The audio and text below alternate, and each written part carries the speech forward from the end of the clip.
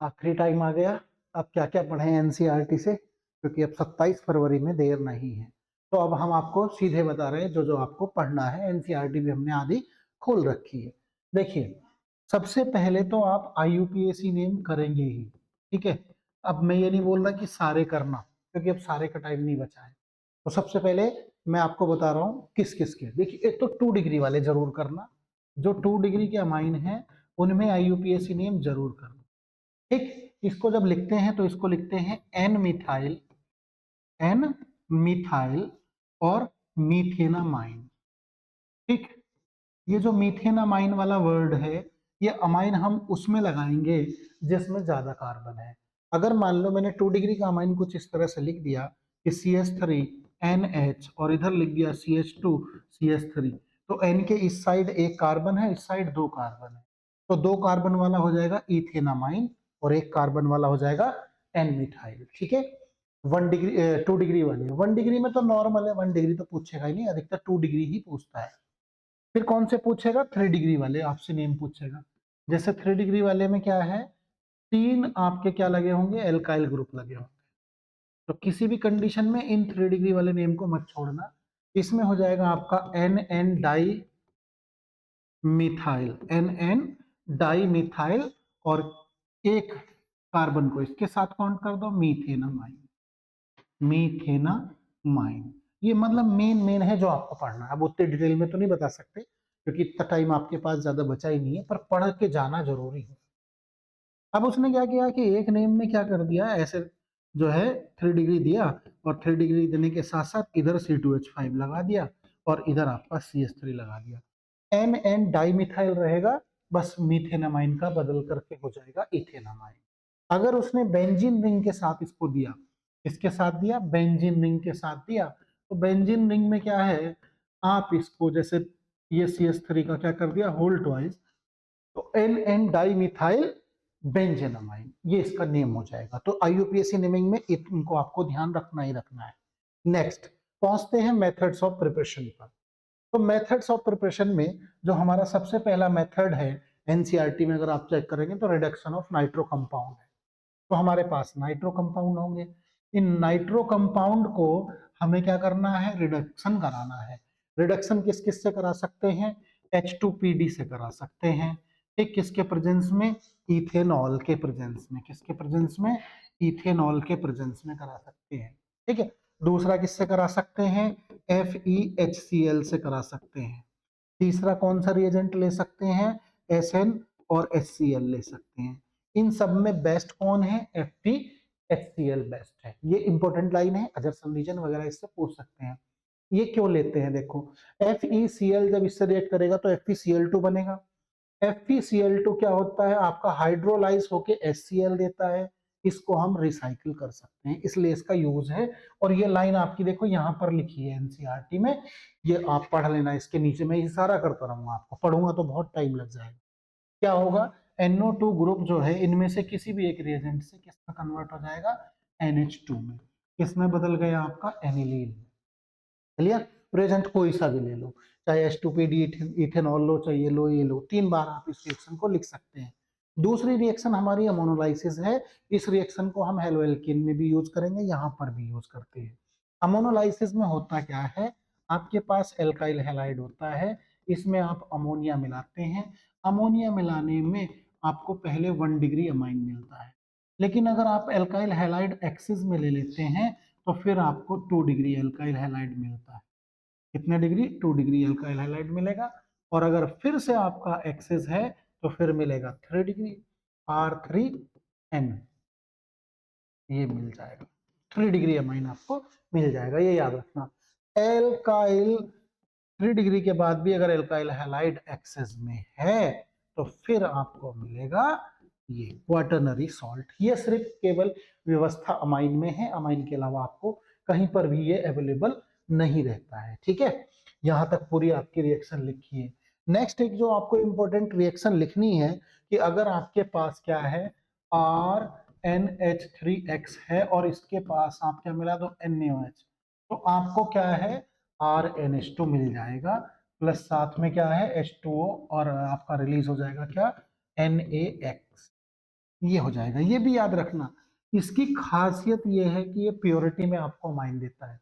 कैसे देता है? प्योरिटी में 1 डिग्री, मतलब 1 डिग्री अमाइन इससे बन जाएगा। इससे पहले वाले मेथड में एक कमी है, तो वो आपसे पूछता है कि अमोनोलाइसिस को क्यों प्रीफर नहीं करते। अमोनोलाइसिस को आप इसलिए प्रीफर नहीं करते, अगर जरा सा भी एल्काइल हैलाइड एक्स्ट्रा हो गया तो आपको क्या मिलेगा? मिक्सचर मिलेगा। किसका? किसका मिक्सचर मिलेगा? अमाइन का। इसलिए उसको प्रीफर नहीं करते। ठीक है, चलिए नेक्स्ट पर पहुंचते हैं हम। नेक्स्ट हमारा है रिडक्शन ऑफ नाइट्राइल्स। देखो इस तरह की रिएक्शंस कंप्लीट वाली ये करके रखना है एनसीईआरटी से जितना पढ़ सकते हैं। अब आपका आया रिडक्शन ऑफ नाइट्राइल्स। अगर हमारे पास कोई नाइट्राइल कंपाउंड है तो हम इसको फिर से रिड्यूस करा सकते हैं। Reducing agent H2NI, H2PD, H2PT, या कहो इथेनॉल विद सोडियम मेटल, ये ले सकते हो। NaHG, कोई सा भी रिड्यूसिंग एजेंट ले सकते हो। इसका काम है आपको हाइड्रोजन देना, और हाइड्रोजन जब देगा तो 2 हाइड्रोजन आपके कार्बन पर और 2 हाइड्रोजन आपके क्या रहेंगे? अगर इसके थ्रू ये रिएक्शन हुई है तो इसका नाम आप जानते हैं, मेंडियस रिएक्शन। कैसी रिएक्शन है? मेंडियस रिएक्शन। ठीक है, फिर आपका नेक्स्ट है रिडक्शन ऑफ एसिडमाइड। अगर मैं बात करूं रिडक्शन ऑफ एसिडमाइड की, RCONH2, फिर से रिडक्शन कराना है, यही ले लेना।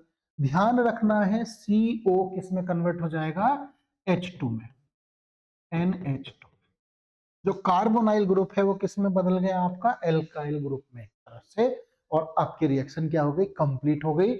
जितने कार्बन इस साइड रहेंगे उतने ही कार्बन इस साइड रहेंगे। इसमें कोई बहुत स्पेसिफिक पॉइंट ध्यान रखने की जरूरत नहीं है। नेक्स्ट में याद रखना है, नेक्स्ट में क्या याद रखना है? नेक्स्ट आपकी है Gabriel phthalimide synthesis. Gabriel phthalimide synthesis में आप थैलामाइड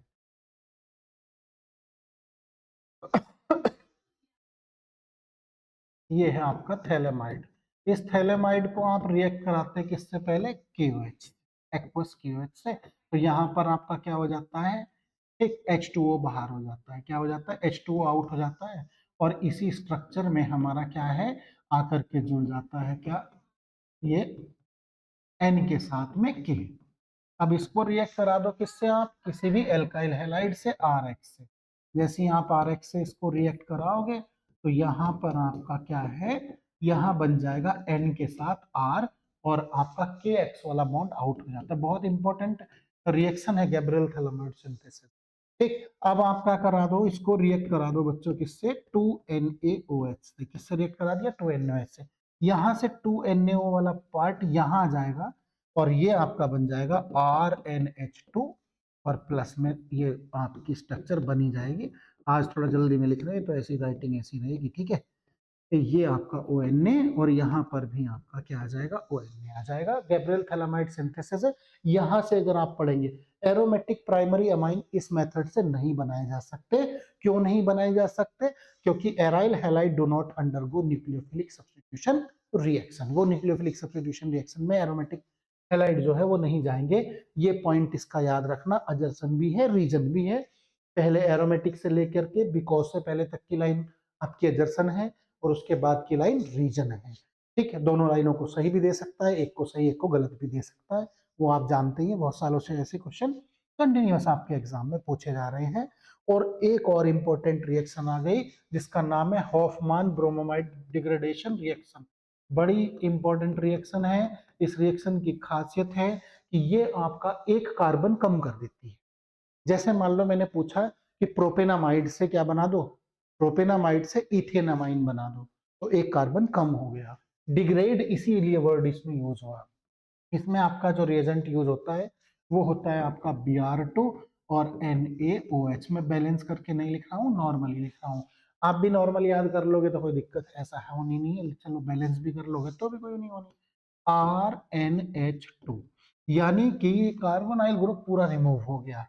कार्बोनाइल ग्रुप रिमूव होने के साथ साथ आपका जो बाई प्रोडक्ट है वो Na2CO3 बन जाएगा, और साथ में क्या बन जाएगा? आपका 2NaBr बन जाएगा। लिखा है आपके एनसीईआरटी में पूरा। और प्लस में 2H2। इसको पढ़ना बिल्कुल मत भूलना। ठीक है, ये पूरी ही खुल गई मेरे भाई। एक सेकंड दो मुझको,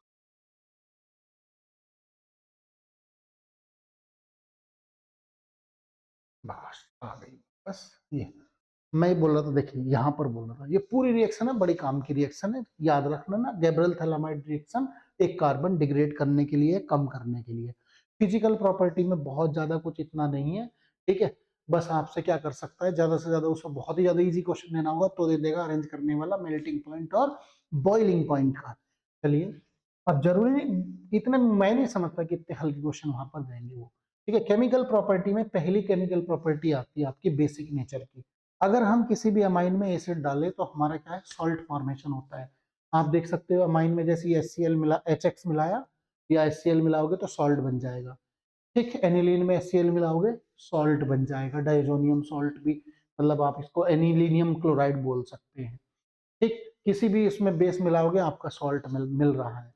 तो ये आपको याद रखना है कि अमाइन कैसे होते हैं, बेसिक नेचर के होते हैं। क्वेश्चन क्या पूछते हैं कि अमाइन का बेसिक नेचर क्यों होता है। अमाइन में नाइट्रोजन के पास लोन पेयर है और लोन पेयर की वजह से ही वो बेसिक नेचर शो करते हैं, ठीक है। नेक्स्ट क्वेश्चन आपका क्या है, नेक्स्ट क्वेश्चन आपका इस लाइन से है। इसमें एक लाइन लिखी है कि हायर द के बी, है ना, हायर द के बी लोअर द पी के B stronger is the base. ये याद रखना, यहां पर ये टेबल बनाई है, इस टेबल में पीकेबी वैल्यू लिखी हुई है, ठीक। अब पीकेबी वैल्यू लिखी हुई है पर हमें ये याद रहने वाली नहीं है, तो इनको वो किसी को भी दो तीन को अरेंज करके दे सकता है। अब अरेंज करके देगा तो हमें वहां तो पीकेबी वैल्यू रहनी नहीं है। हमें क्या याद करना है, हमें याद करना है कि अपना जो है सीक्वेंस के कैसे है। देखो मैं बता देता हूं आपको, बहुत शॉर्ट ट्रिक है। ये मेरा नाइट्रोजन है, क्या है, नाइट्रोजन है। अगर इस पर इधर ऐसा ग्रुप लगा है जो प्लस आई क्रिएट करे, प्लस आई क्रिएट करे, प्लस आई क्रिएट करे, तो 100% ये आपका बेसिक करेक्टर इंक्रीज कर देगा और माइनस वाला क्या कर देगा, डिक्रीज कर देगा। एक तो ये है, पर इसमें क्योंकि दो लाइनें अलग अलग बुलती हैं तो इसमें आपको ध्यान रखना पड़ेगा। देखो मैं बता देता हूँ, ठीक। पहले जो है बेसिसिटी हम करते हैं चेक किसमें, गैसियस फेज में। जो ये वाली बात कर रहा हूं मैं किसके लिए कर रहा हूं, गैसियस फेज के लिए। गैसियस फेज में क्या होता है, नॉर्मल ट्रेंड चलेगा जितना ज्यादा, यानी कि अगर मैं क्या करूंगा, टर्सरी अमाइन लिखूंगा तो मेरा ये सबसे ज्यादा बेसिक होगा। उससे कम मेरा कौन होगा, उससे कम बेस हो जाएगा मेरा सेकेंडरी अमाइन, और सबसे कम बेसिक होगा कौन, प्राइमरी अमाइन। ये नॉर्मल जिंदगी है जिसको हम मेंटोस जिंदगी बोलते हैं, इसके लिए गैसियस फेज के लिए। अब बात आई एक्वस फेज की, कि हमें एक्वस फेज से क्या याद रखना। जैसे ही आप वाटर में डालेंगे तो क्योंकि इसका सॉल्वेशन होगा, और सॉल्वेशन से इसमें दो इफेक्ट लगेंगे आपका, सॉल्वेशन और स्टेरिक इफेक्ट या स्टेरिक हिंड्रेंस। देखो इसमें क्या याद रखना है, इसमें तुम्हें याद रखनी है दो कहानी, 2 3 1, 2 1 3, ठीक। ये दो कहानी याद रखनी। अब ये दो कहानी किस किस के लिए है बताओ, 3 बड़ा कि 1 बड़ा, 3 बड़ा, तो यहां आएगा इथाइल के लिए। किसके लिए आएगा, इथाइल के लिए। इथाइल के लिए ऑर्डर होगा। 1 छोटा है तो ये आएगा मिथाइल के लिए। किसके लिए आएगा, मिथाइल के लिए। अब देखो किसमें रहेगा, एक्वस फेज में रहेगा। अगर वो तुमसे रीजन पूछता है तो रीजन क्या लिखोगे, सॉल्वेशन और स्ट्रेक इफेक्ट, स्ट्रेक एंट्रेंस। इसका देखिए मैंने लिख दिया कि CH3 का होल ट्वाइस NH, यहां भी लिख दिया मैंने CH3 का, सॉरी मिथाइल, इथाइल का ग्रुप लिख देता हूं कि CH3CH2 का होल ट्वाइस NH, तो ये मेरा मिथाइल है। यहाँ भी 2 डिग्री है, यहाँ भी 2 डिग्री है, इसमें तो कोई डिफरेंस याद नहीं करना। अब आई कहानी यहाँ, क्योंकि ये कैसा है, बड़ा ग्रुप है, तो बड़े ग्रुप में क्या आएगा, 3 डिग्री पहले आएगा। ये लीजिए 3 डिग्री क्या आएगा, पहले आएगा, और बाद में क्या आ जाएगा, 1 डिग्री आ जाएगा। ये लीजिए भाई साहब 1 डिग्री आ गया। क्लियर, ये थी इसकी कहानी। अब मिथाइल में इसमें क्या करेंगे, क्योंकि ये छोटा है तो छोटे में 1 डिग्री पहले आएगा, तो यानी आप ये लिखेंगे 1 डिग्री, और 3 डिग्री क्या आएगा, बाद में आएगा।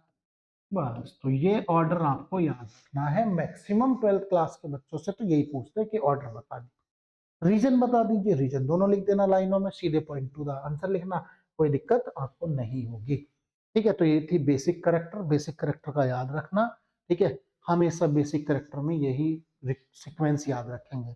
अब बात आती है बेसिसिटी ऑफ अमाइन की, एरोमेटिक अमाइन की। अगर मैं एरोमेटिक अमाइन की बात करूं तो एरोमेटिक अमाइन में क्योंकि क्या है, बेंजीन रिंग के ऊपर NH2 है और NH2 है तो भाई साहब ये आपका आर एस कॉन्जुगेशन है, lone pair to bond pair, bond pair to lone pair.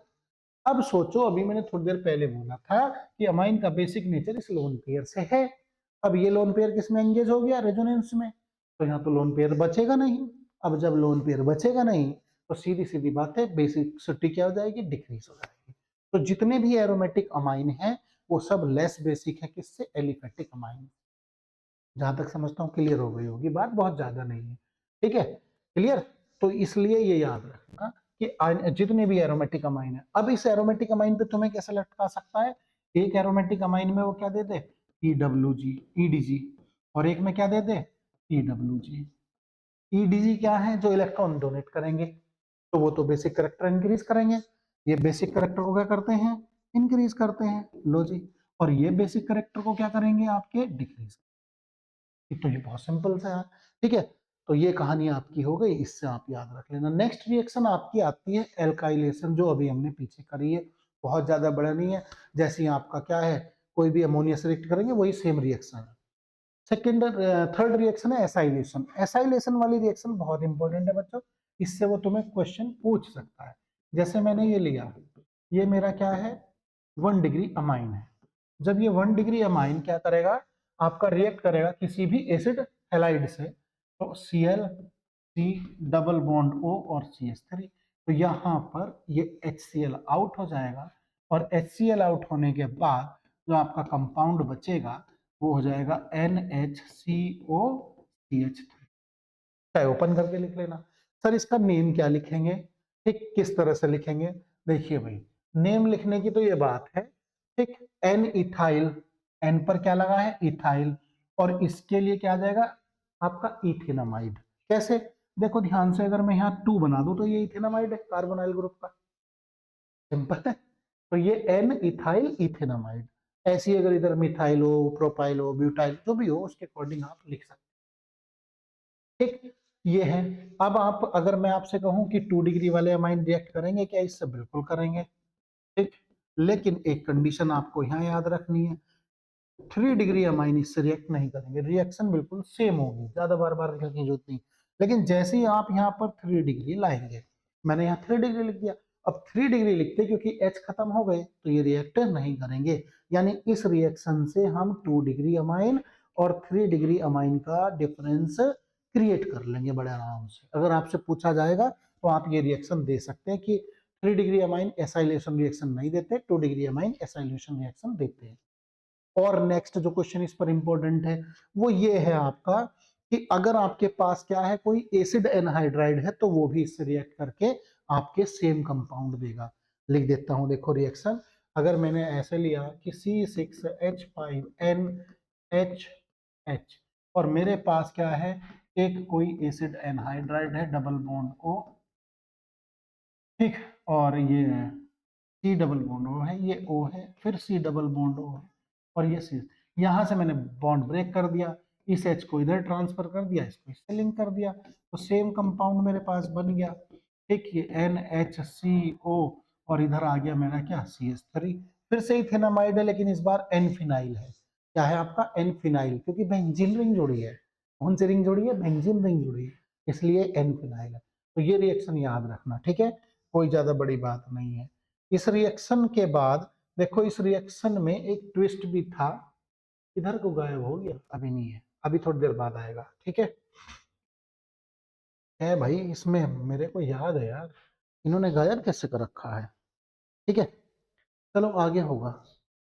हाँ देखो ये रहा, why what do you think is the product of the reaction of amines carboxylic acid, क्या कार्बोक्सिलिक एसिड का जो है मेन प्रोडक्ट होगा इसका, कह सकते हो, रूम टेम्परेचर पर, तो इसके लिए आप आंसर देंगे नो, ये इसका मेन प्रोडक्ट नहीं होगा। नेक्स्ट जो इंपॉर्टेंट है और नेम रिएक्शन है वो है आपकी कार्बोलामाइन रिएक्शन। आप जानते ही हैं, आइसोसाइनाइड टेस्ट के लिए ये रिएक्शन परफॉर्म की जा सकती है, कहीं दी जा सकती है, आइसोसाइनाइड में रिएक्शन बहुत बार दी जाती है, ठीक है। एक तो आइसोसाइनाइड बनाते हैं हम AgCN से, और एक आइसोसाइनाइड हमारा इससे बनता है।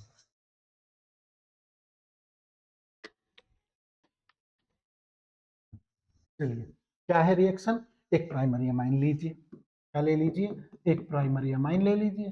प्राइमरी अमाइन को किससे, क्लोरोफॉर्म से रिएक्ट कराइए, साथ में किसको लीजिए, KOH को क्या कर दीजिए, हीट कर दीजिए। हीट करते ही क्या होगा, देखो ध्यान से, RNC ठीक प्लस 3KCl और प्लस में 3H2, ये बन जाएगा। यानी आइसोसाइनाइड टेस्ट आपका परफॉर्म होता है, बड़े आराम से ये रिएक्शन देती है। ठीक, नेक्स्ट रिएक्शन है आपकी नाइट्रस एसिड की। नाइट्रस एसिड की जो रिएक्शन है ये भी बड़ी इंपॉर्टेंट है। नाइट्रस एसिड की रिएक्शन अगर हमारे देखो कराते हैं हम किससे,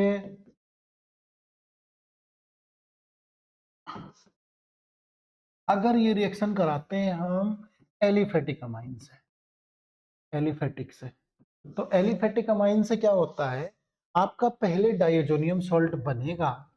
ठीक है, क्या है, डाइएजोनियम सॉल्ट बनेगा, हाँ सही बोल रहे हैं। और डाइएजोनियम सॉल्ट बनने के साथ साथ ही हाईली अनस्टेबल होगा, ओनली ऑन रूम टेम्परेचर ये आपका किसमें, एल्कोहल में बदल जाएगा।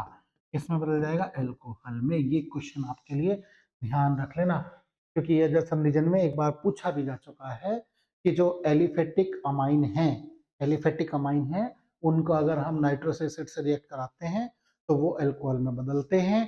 ठीक, हाईली अनस्टेबल भी होते हैं। अगर एरोमेटिक को कराते हैं तो वो अल्कोहल में नहीं बदलते, हीट करने पर बदलते हैं, स्टेबल होते हैं। तो ये पॉइंट याद रखना। अगर मैं यहाँ AR लगा दूं, एरोमेटिक लगा दूं और सेम रिएक्शन अपनी रहने दो, ऐसी कंडीशन में आप बड़े मस्त तरीके से बोलोगे सर जो AR क्या बना है, ArN2 positive Cl negative diazonium salt जो बना है ये स्टेबल है। हालांकि ये भी फिनॉल में कन्वर्ट हो जाता है हीट करने पर, वार्म करने, लेकिन फिर भी इसकी स्टेबिलिटी इससे ज्यादा होती है। ये ज्यादा स्टेबल है, ये कम स्टेबल होता है। यहाँ पर आपको स्टेबिलिटी की पूछ सकता है। ठीक है, अच्छा जी, एक मैंने पीछे एक पॉइंट छोड़ दिया, जो कार्बल अमाइन रिएक्शन है ये आपको डिस्टिंग्विश करवाएगी किस किस में, 1 डिग्री अमाइन में और 2 डिग्री अमाइन में, 1 डिग्री अमाइन और 3 डिग्री अमाइन में। ऐसा क्यों, क्योंकि सिर्फ प्राइमरी अमाइन ही आपके आइसोसाइनाइड टेस्ट देंगे, सेकेंडरी और टर्सरी आइसोसाइनाइड टेस्ट नहीं देंगे। ये जो पॉइंट बोल रहा हूँ वो जो मेन पॉइंट है। फिर आपका आता है हिंसबर्ग रिएजेंट टेस्ट। ठीक, इसको हम परफॉर्म करते हैं। इसमें हम बेंजीन सल्फोनोइल क्लोराइड आपका लेते हैं, यहाँ पर डबल बॉन्ड O के साथ Cl लगा लिया। ये भी रिएक्शन बिल्कुल जस्ट आपकी किसके जैसी परफॉर्म करती है, एसाइलेशन जैसी परफॉर्म करती है। मतलब अगर इसमें प्राइमरी अमाइन है तो रिएक्शन हो जाएगी, सेकेंडरी अमाइन में क्या है, फिर से एक H मिल जाएगा, सेकेंडरी अमाइन से भी ये रिएक्शन हो जाएगी। क्या है, सेकेंडरी अमाइन से भी हो जाएगी, लेकिन फिर से वही टर्सरी अमाइन से ये रिएक्शन नहीं होगी। क्यों नहीं होगी, क्योंकि टर्सरी अमाइन में कोई भी हाइड्रोजन अवेलेबल नहीं है। अब मैं इसका प्रोडक्ट लिख देता हूँ, देखो इस वाली रिएक्शन का, ये सेकेंडरी से भी होती, ध्यान रख लेना। क्या, बेंजीन रिंग बनाओ और बेंजीन रिंग के साथ साथ आप सीधे सीधे ग्रुप को क्या कर दो, जोड़ दो। अब इसमें फिर से वही नेम लिखने का झंझट, एन इथाइल बेंजील सल्फोनामाइड, सीधे सीधे वैसे ही नाम चलते हैं इसके, लेकिन पूछे अगर जाते हैं तो बच्चे घूमते हैं इसमें, थोड़ा आंसर करते समय गलतियां करते हैं, भर भर के गलतियां करते हैं। ठीक है, टर्सरी अमाइन रिएक्ट नहीं करती है। नेक्स्ट जो आपकी प्रॉपर्टी आती है वो आती है आपकी क्या, इलेक्ट्रोफिलिक सब्स्टिट्यूशन, जिसमें पहली प्रॉपर्टी है ब्रोमिनेशन। अब ब्रोमिनेशन में देखिए ध्यान से सुनिए, यहाँ एक बड़ा गजब का ट्विस्ट है। ठीक है, गजब का ट्विस्ट ये है कि अगर हम अमाइन का ब्रोमिनेशन कराते हैं तो अमाइन के ब्रोमिनेशन पर आपको क्या है, मिल जाती है 2,4,6 ट्राइब्रोमो एनिलीन। देखो मैं 1 मिनट को इसको पूरी खोल के दिखा देता हूँ। ये रही रिएक्शन, अगर हमारा अमाइन रिएक्ट करता है तो बनाता है 2,4,6 ट्राइब्रोमो एनिलीन, HBr रिलीज कर देता है। लेकिन यहाँ एक प्रॉब्लम भी एनकाउंटर्ड होती है, अगर आप चाहते हो कि इससे केवल 4 ब्रोमोएनिलीन बने, क्या बने आपका, 4 ब्रोमोएनिलीन बने, तो इसके लिए यहाँ पर क्वेश्चन है, इंपॉर्टेंट पॉइंट है, याद रखना। पहले हम इसको रिएक्ट कराएंगे किससे, पायरिडीन से। किससे रिएक्ट कराएंगे, पायरिडीन से। पायरिडीन से रिएक्ट कराने के बाद फिर इसका ब्रोमिनेशन कराएंगे, 4 पर मिलेगा, फिर वापस हाइड्रोलाइसिस कराएंगे, एनिलीन वापस आ जाएगा। अब वो ये पूछता है कि ये बताओ कि ऐसा हमने किया क्यों और इसकी हमें जरूरत थी क्या। तो हम बताते हैं इसकी आपको कि जरूरत थी क्या। ठीक है, आजा भाई। चला गया, तो भी नखरे दिखा रहा। देखिए बच्चों, मैं पहले रिएक्शन लिख देता हूँ। पहले हमारा क्या है, NH2 ग्रुप है। अब ये जो एनिलीन है ये बड़ी हाईली रिएक्टिव होती है, समझ गए, बॉन्ड से। तो पहले हमने क्या है, CH3CO का होल ट्वाइस O से इसको ब्रेक कर लिया। हुआ क्या, CH3O, वैसे इतना पढ़ाने का मैकेनिज्म का टाइम अभी आपके पास तो है नहीं है। यहाँ H लग गया इसमें से एक, जैसी H लगा, H लगने पर NH CO डबल बॉन्ड। अब जो ये नाइट्रोजन का लोन पेयर जो बेंजीन के साथ एंगेज था, वो किसके साथ एंगेज हो जाएगा मेरे बच्चों, इसलिए ऐसा कराते हैं। अब ब्रोमिनेशन कराने पर क्या करेगा, ये सीधे आपको 4 प्रोडक्ट ही देगा, 4 पर ब्रोमो लगा देगा ग्रुप। अब 4 पर ब्रोमो लगाया, आपका काम हो गया। आपसे 4 ब्रोमो ही तो पूछा जाता है इसमें, कि 4 ब्रोमो एनिलीन। हाइड्रोलाइसिस पर क्या करेंगे, देखो ये जो OH वाला पार्ट है ये यहाँ आ जाएगा वापस, तो ये क्या बन गया, CH3COOH। और यहाँ क्या बन गया आपका, NH2। और 4 पर क्या लग गया, ब्रोमो। अदरवाइज आपको कहाँ मिलता, तीनों जगह मिलता, 2 पर भी, 4 पर भी, 6 पर। ये कन्वर्जन बहुत पूछा जाता है, ध्यान रख लीजिएगा, है ना। नाइट्रेशन में भी सेम कन्वर्जन है। जब नाइट्रेशन करते हैं तो 3 प्रोडक्ट मिलते हैं, ऐसी फिर से यही वाली रिएक्शन कराएंगे, फिर नाइट्रेशन कराएंगे, 4 नाइट्रो मिल जाएगा बड़े आराम से, फिर हाइड्रोलाइज। दोनों रिएक्शन बिल्कुल सेम है, एक जैसी है, ठीक है। सल्फोनेशन वाली रिएक्शन बता देते हैं। जब हम एनिलीन का सल्फोनेशन करते हैं, जब हम क्या करते हैं, एनिलीन का सल्फोनेशन करते हैं, इससे सल्फ्यूरिक एसिड से, तो हमारा क्या है, बनता है क्या, मेजर प्रोडक्ट जो बनेगा वो ये बनेगा, पैरा पोजीशन पर SO3H आ जाएगा। अब ये जो आया, जैसे ही आप इसको एक्वस मीडियम में डालेंगे तो ये H यहाँ पर भी जा सकता है। तो ऐसी कंडीशन में तुम्हें इसकी कुछ जो फेस टर्न होती हुई दिखाई देगी, वो ऐसे दिखेगी, SO3 निगेटिव, पॉजिटिव निगेटिव। तो ये किस में आ गया, डाइपोलर। एक्वस मीडियम में ये डाइपोलर आयन में आया, जिसको हम क्या बोलते हैं, ज्वीटर आयन। क्या बोलते हैं, ज्वीटर आयन। ये एक बार पूछा भी जा चुका है एग्जाम में कि ज्वीटर आयन क्या है। ज्वीटर आयन आप यहाँ भी पढ़ेंगे, बायोमोलिक्यूल में भी बताएंगे हम आपको। तो ये हमारा ज्वीटर आयन बना, सल्फोनेशन, ठीक है। ये आपका अमाइन वाला चैप्टर का पार्ट खत्म। अब कौन बचा, diazonium salt. Already diazonium salt बहुत छोटा सा पार्ट है, बहुत ज्यादा बड़ा नहीं है। देखो मैं बताता हूँ, मैंने पहले यहाँ पर लिख ली एनिलीन, ठीक, NH2। इसको रिएक्ट कराया मैंने किससे, HNO2 प्लस Cl से, या NaNO2 और प्लस 2HCl से। इससे मुझे क्या बनेगा, डाइएजोनियम सॉल्ट बनेगा। ये बना मेरा डाइएजोनियम सॉल्ट। तो ये तो हो गया मेथड्स ऑफ प्रिपरेशन। अब यही डाइएजोनियम सॉल्ट क्या करेगा, देखो मैं थोड़ा सा बता देता हूँ।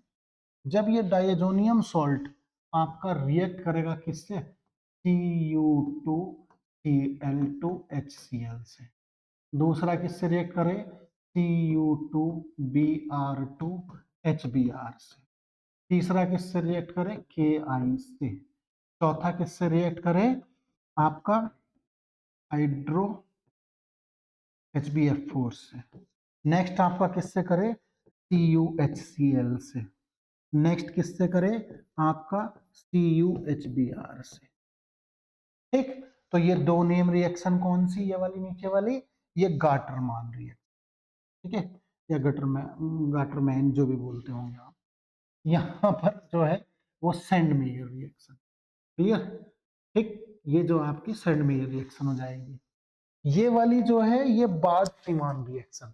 अब देखो ध्यान से, इसका प्रोडक्ट क्लोरोबेंजीन, इसका प्रोडक्ट ब्रोमोबेंजीन, इसका प्रोडक्ट आइडोबेंजीन, इसका प्रोडक्ट फ्लोरोबेंजीन, इसका प्रोडक्ट फ्लोरोबेंजीन, इसका प्रोडक्ट अगेन क्लोरोबेंजीन। बस सेंडमेयर और गटरमान में बस इतना सा ही डिफरेंस है ना, क्लियर। ये ब्रोमोबेंजीन, आसानी से देखो कितनी छोटी सी केमिकल प्रॉपर्टी कहाँ काम आएंगी, हेलो एल्केन में भी सेम पढ़ी सारी की सारी, क्लियर। और जब हमने ये पढ़ी है सेम, तो हमें कोई फिर इनसे क्या नहीं होनी चाहिए, ज्यादा दिक्कत नहीं होनी चाहिए। डाई एजोटाइजेशन भी इस रिएक्शन को बोलते हैं, जो अभी हमने बनाया, इसमें क्या बनाया, डाइएजोनियम सॉल्ट, देखो ये लिख के, ये लिख के, ठीक, बाष्पीमान रिएक्शन ये लिखी है आपकी, HbF4 से जो है पूरी लिखी हुई है। क्लियर? अब आती है आपकी क्या कि किसी भी डाइएजोनियम सॉल्ट को अगर आप किसमें बदलें, एल्केन में, तो इसके लिए हमें 2 रिएजेंट चाहिए। पहले मैंने डाइएजोनियम सॉल्ट लिया, N2 पॉजिटिव Cl निगेटिव, ये दो बार लिख लेते हैं, इसको जल्दी जल्दी हो जाएगा। ये रहा आपका, पहली बार में हम रिएक्शन कराएंगे किससे, H3PO2 से, H3PO2 प्लस किससे, H2O से। प्रोडक्ट क्या बनेगा आपका, एरोमेटिक कंपाउंड में बेंजीन। ठीक है, N2 निकल जाएगा, H3PO3 निकल, ये तो बाई प्रोडक्ट तो आप आराम से लिख देना, कोई दिक्कत नहीं है, क्योंकि भैया कभी कभी हल्के क्वेश्चन भी रुला देते हैं। अगर मैं इसमें क्या ले लूँ, इथेनॉल ले लूँ, C2H5OH ले लूँ, इसका भी प्रोडक्ट मेरा क्या बनेगा, इसका प्रोडक्ट भी मेरा बेंजीन ही बनेगा। बेंजीन, फिर से वही क्या बन जाएगा आपका, N2 बन जाएगा, और एक बन जाएगा एल्डिहाइड का मोल्स, और एक हो जाएगा आपका HC। ये बन जाएगा आपका बड़े आराम से। ठीक है, कोई दिक्कत यहाँ तक नहीं होगी। इसके बाद आपकी आती है एक कपलिंग रिएक्शन, क्योंकि ये मैं बता ही चुका। इसमें हाँ बच्चों, बाष्पीमान रिएक्शन का अगर आप NaNO2 से रिएक्ट करते हो तो नाइट्रोबेंजीन भी बन जाती है। ठीक है, मैं पीछे बता देता हूँ, प्रीवियस पे चलते हैं, रुक जाओ। ये जो मेरी बाष्पीमान वाली रिएक्शन थी, अगर मैं इसका नाइट्रेशन कराऊंगा तो आगे भी बन जाएगी। लो मैं बता ही देता हूँ। जैसे ये मेरा प्रोडक्ट था, क्या था, N2 और BF4। अगर इसका क्या करा दें हम, इससे आगे क्या करा दें, इसका नाइट्रेशन, किससे, NaNO2 से, क्योंकि ये बच्चों एक बार कंप्लीट द रिएक्शन में पूछी गई है, इसके प्रेजेंस में, Cu के प्रेजेंस में, तो यहाँ नाइट्रोबेंजीन, यानी वहीं पर आप इसको 2 बार एरो में करके लिख देना, कोई दिक्कत आपको नहीं आएगी। NaBF4 अलग हो जाएगा, ये रही, मतलब वहीं पे एरो लगा के, एक एरो इधर को और एक एरो ऐसे नीचे को लगा के 2 बार लिख देना। बड़ी मस्त रिएक्शन है, याद भी रहेगी, मस्त से आसानी से एकदम कर लोगे। लास्ट रिएक्शन इस चैप्टर की आती है आपकी, कौन सी, कपलिंग रिएक्शन। कपलिंग रिएक्शन में क्या है, डाइएजोनियम सॉल्ट आप लीजिए। ठीक, चलो मैं लिखता नहीं हूँ इसको, इसी से बता देता हूँ NCERT से, क्योंकि इजी रिएक्शन है, कोई बहुत टफ नहीं है। ये रही, ये डाइजोनियम सॉल्ट, फिनॉल। ठीक, आपका क्या बना, पैरा डाइहाइड्रोक्सी बेंजीन, जो कि ऑरेंज कलर का डाई है। दूसरे में लिया एनिलीन, फिर से वही एन आउट डाइएजो कंपाउंड यहाँ भी बना, ऐसे कलर येलो। इसके बाद आप नोटिस कर सकते हैं इंपॉर्टेंस, और आपका चैप्टर फिनिश। ठीक है, समझ में आ गई। चैप्टर में जितने ज्यादा से ज्यादा क्वेश्चन करने की कोशिश करोगे उतना आपका फायदा है। बहुत छोटे से टाइम में आप अपना माइंड चैप्टर कर सकते हैं, और अपनी मेहनत में लगे रहिए। ठीक है, उम्मीद करता हूँ आपके पेपर बहुत अच्छे से जाए। Thank you.